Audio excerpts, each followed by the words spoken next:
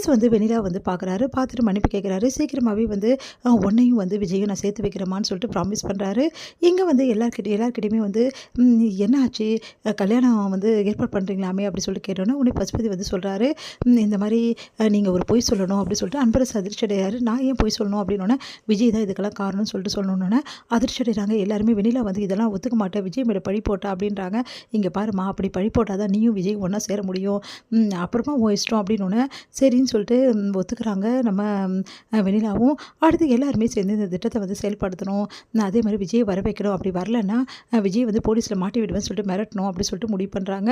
இல்லை அவங்க மாமா கிட்ட வெண்ணிலா வந்து காவேரி நான் மீட் பண்ண போகிறேன் அப்படின்றாங்க. அதிர்ச்சி அடையாரு. ஏம்மா அப்படின்னோடனே காவேரி இப்போ என்ன நிலமையில் இருக்காங்க, காவேரி வந்து இந்த பிரச்சனை பண்ணாமல் இருக்கணும், வந்து அதுக்கு வந்து அவங்கள வந்து ஆஃப் பண்ணி வைக்கணும்னா அவங்ககிட்ட நான் பேசியே ஆகணும் அப்படின்னு சொல்லிட்டு சொல்கிறாங்க. அதை கேட்டு அதிர்ச்சி அடைகிறாரு அவங்க மாமா. இல்லைம்மா அந்த பொண்ணுக்கிட்ட நீ என்ன பேசணும், இல்லை மாமா நான் பேசியே ஆகணும் அப்படின்னோடனே சரிம்மா அப்படின்னு சொல்லிட்டு அவங்க வீட்டுக்கு கூட்டிகிட்டு போகிறாரு. எல்லாவும் பார்த்து காவேரி அதிர்ச்சி அடைகிறாங்க.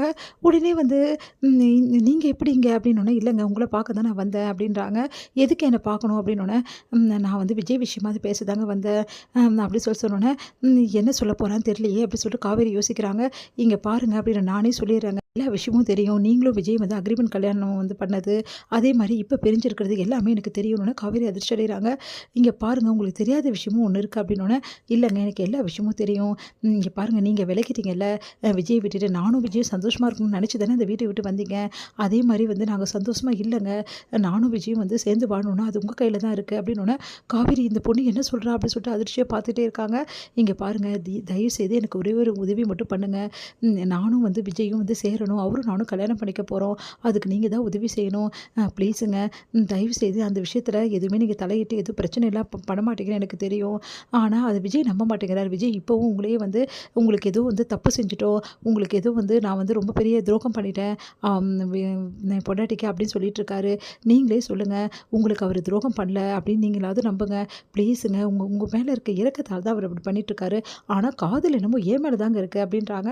அதை கேட்டு வந்து அதிர்ச்சி அடைகிறாங்க காவேரி எவ்வளோ சொல்ல பார்க்குறாங்க, ஆனால் அவங்க சொல்ல விடாமல் இருங்க நான் சொல்லி முடிச்சிடுறேன், தயவு செய்து வந்து விஜயும் நானும் சேர்றதுக்கு நீங்கள் உதவி பண்ணுங்கள் ப்ளீஸுங்க, இதுக்கப்புறம் விஜய் வாழ்க்கையில் நீங்கள் தலையிடாதீங்க அப்படின்றாங்க.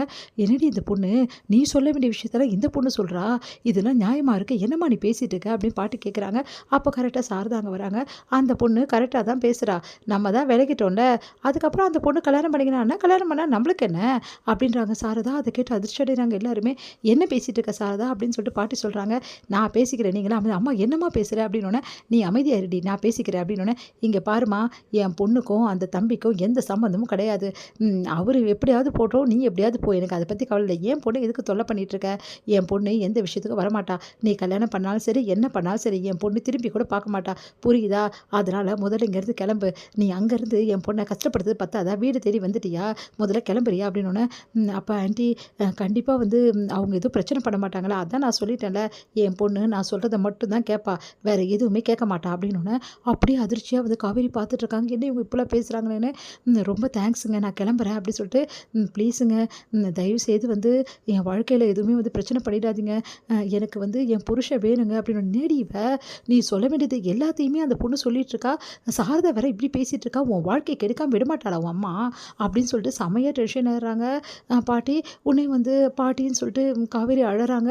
என்ன பண்ணுன்னு தெரியாமல் உன்னை வெண்ணிலாவை வந்து பேசணும் அப்படின்னு சொல்லிட்டு வெளியே பார்க்குறாங்க. இங்கே பாருடி அந்த பொண்ணுக்கிட்ட நீ எதுவும் பேசக்கூடாது வாடி உள்ள அப்படின்னு சொல்லிட்டு கையை பிடிச்சி எடுத்து அவங்க அம்மா கதவை சாத்திடுறாங்க. உன்னை வெண்ணிலாவை அவங்க வந்து கிளம்பிடுறாங்க. இதை நினச்சி ஃபீல் பண்ணுறாங்க காவேரி.